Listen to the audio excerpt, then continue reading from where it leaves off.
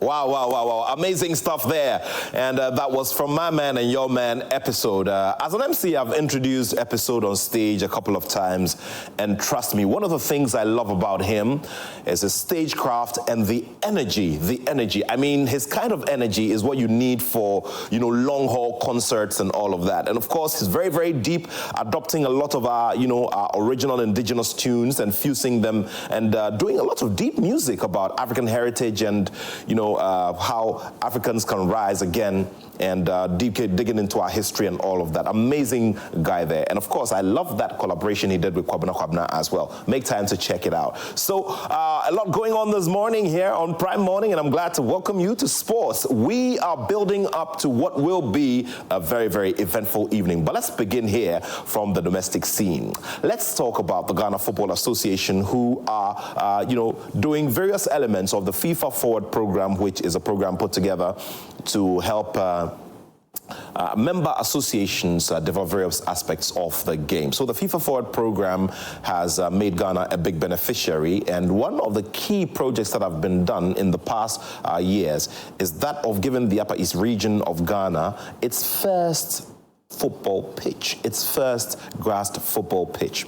Well, that plus a lot more have been done by the Ghana Football Association. Let's quickly go back and take a look at it. The pickup trucks that you see here today didn't come for free. The pickups indeed cost us money. The 8 pickups you see here today cost us $262,224 US. $262,224 US. I hope I got it right. This is how FIFA Forward money is used. FIFA Forward money comes in a straitjacket. FIFA Forward money is not used to buy second-hand cars. FIFA Forward money is not used to buy hidden mattresses. FIFA Forward money is not hidden money. And it's important my colleagues in the media do learn what we mean by FIFA Forward money.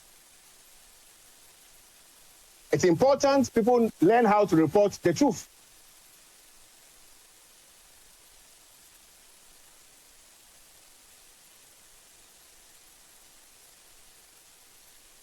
I've always said that truth would always win the battle. If you lie, lies will come after you. If you lie, lies will come after you. And I'm repeating again, if you lie, lies will come after you. The pickup trucks that you see here today didn't come for free. The pickups. Well, some rather uneasy comments coming from the Ghana Football Association president, talking about some persons in the media promoting falsehood about the work of the Ghana Football Association. Well, so this was the the launch of the pickups. Also, like I mentioned earlier, there was also an earlier, commissioning of the new pitch, a new pitch that has been put up in the Upper East region. That was the very first in that region of Ghana in its history to have a properly grassed football pitch, which is standard for playing competitive games. Well, we'll continue to do some more here and jump onto the hockey pitch. Now, the national, junior hockey team has had to withdraw from the Junior Africa Cup, and this has come as a great disappointment. And of course, my colleague Benaya Elom Dafiameko has been speaking to the Vice President of the Ghana Hockey Federation on this particular withdrawal as a result of difficulties in getting, the team and logistics together for participation. Let's go to the Vice President of the Ghana Hockey Federation now. The tournament, which was scheduled to take place in Namibia from April 18 to 25, would have provided the young players with their first taste of international competition. Joy Sports first reported on April 11 that Ghana would no longer participate in the tournament. In an exclusive interview with Joy Sports, Elizabeth King explained that despite submitting a detailed budget and documentation to the National Sports Authority and the Ministry of Sports and Recreation, no financial support was secured. We sent the budgets and everything to NSA, to the ministry, but we were hoping upon hope that we'll be able to get funding because some of the technical committee, some individuals even started the non-residential camping, training them, letting them come, paying from their own resources, hoping that we'll get funding from the ministry until last night, about 2 weeks to the time. That was about 4 April, for such tournaments. So we had to withdraw from the tournament. Most of the corporate bodies and organizations couldn't sponsor us or couldn't give us any favorable answer as to the sponsorship package because of, we into the new administration and resetting so many things. So they have to sit down and look at so many things before they can decide on sponsorship. We understood them.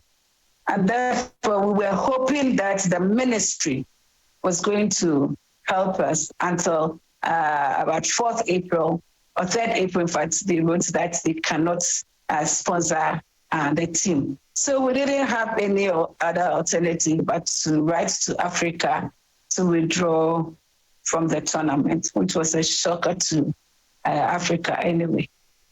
She also highlighted the emotional impact the withdrawal has had on the players, stressing how important international exposure is to their development. All right, so Madam Elizabeth King there, apologies for the quality of that video there in that particular report by Benaya Elom Dafiamekbo. So unfortunate situation. Once again, we go back to one story that we've been reproducing here over and over again, year in, year out, where national teams have to participate in tournaments and are not able to have proper training, proper preparation, and eventually even participate in the tournament due to lack of resources. This is a conversation that we sure will continue. But now let's go back to UEFA Champions League action. Champions Tuesday produced some very interesting moments. Barcelona through, and they, managed to seal through very smoothly. And then there was the story of Paris Saint-Germain, who had to survive a scare from a very determined Aston Villa side. Well, you saw that training video, and that is the video that has the man Thomas Partey.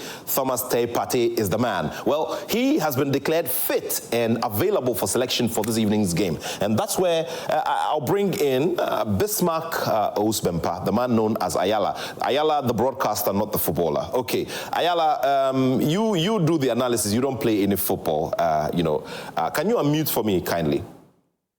Yes, I think I've... Very, very well, very well. Ayala, great news. Thomas Partey available for selection. Very, very, great news. But this is a final before a final. Yes, of course. It's a very, very difficult game for Arsenal. And they needed all their key men in the team. And if you talk about key men at Arsenal right now, I think Thomas Partey should be on top of the list. And he's very, very important to the way Arsenal plays. He's very, very important to the tactical formation of Mikel Arteta, especially as they invade the Bernabeu. They will need someone with a Spanish flair and a Spanish spirit within him. And Thomas Partey was playing just across the street at Atletico Madrid, so he will come in handy for Arsenal this evening, and I think the whole Arsenal team are very, very happy to have him on their side. Very well. Let's talk about Real Madrid. Regressal is the word. Regressal. Everybody in Real Madrid is chanting that word with so much faith and so much confidence because of the kind of story Real Madrid have written in the history of this competition.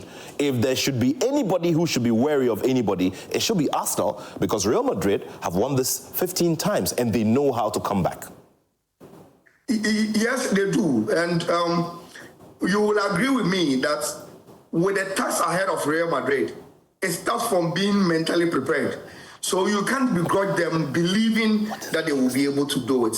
Look, even yesterday, teams like Dortmund, teams like Aston Villa believed they could do it. Why not Real Madrid? They must believe in themselves. They must have the mentality that we are ready for such a game, and we are ready to play our part to make sure we make history tonight. So I listened to Ancelotti, I listened to the likes of Jude Bellingham, Vinicius Jr., Kylian Mbappe, and the rest of the Real Madrid team. And I think they are finding the right attitude for tonight's game, and that is to be prepared mentally and believe in themselves that they are going to do it.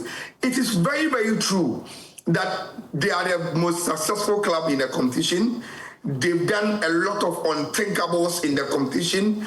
They are the best team. If you want to count on anybody to do what it is expected of a team to do tonight, and they have the atmosphere, they have the backing of their own supporters.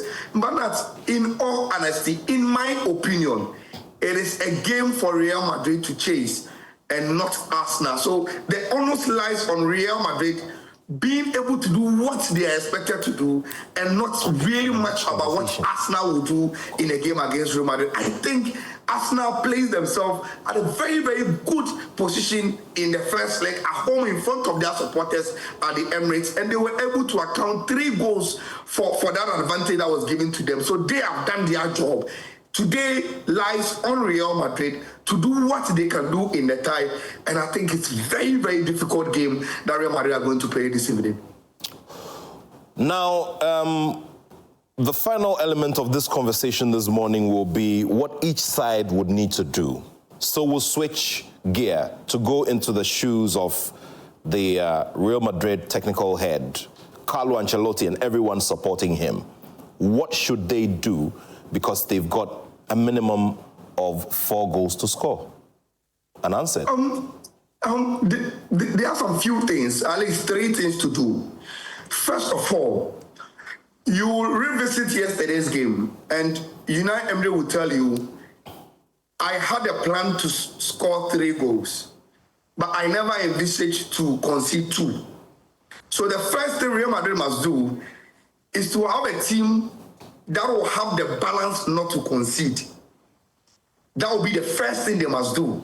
To have a team that will have the defensive balance not to concede.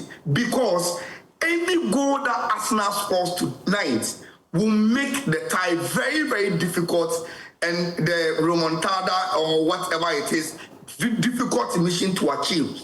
So that is the first thing Real Madrid must do. The second thing is, they must be as clinical as they can be.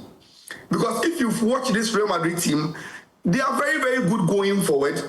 They are very, very good attacking. All right, so there it is, remontada, regresal. You know, all of these words connoting a comeback. We'll try our best to re-establish contact with, Usubempa. So he's been making this very important point there. So, So just quickly, so we wrap up, because I realize technology doesn't want to be our best friend right now. Remontada. On the part of, on the part of Arsenal as well, of course, they score a cushion goal and it'll be difficult. Yes, just to finish off with the Real Madrid team, they must not concede. They must be very, very clinical, and they must carry the supporters along throughout the 90 minutes. If they are able to do that, that will be fine. For Arsenal, they just must keep their cool. They just must have their concentration very, very up at the Bernabeu. Because in games like this, you lose a little bit of concentration. You concede 1, then the game becomes difficult. You start losing yourself. You start disbelieving in yourself. You start doubting in yourself that it is going to happen to you, and it will keep happening. And one place you will not want to go into that situation psychologically will be at the Bernabeu. So for us now, I think they have a very, very good team. They've already shown how to play Real Madrid and beat them 3-0. All that they need to do is to keep their concentration 90 minutes within the game, keep their structure.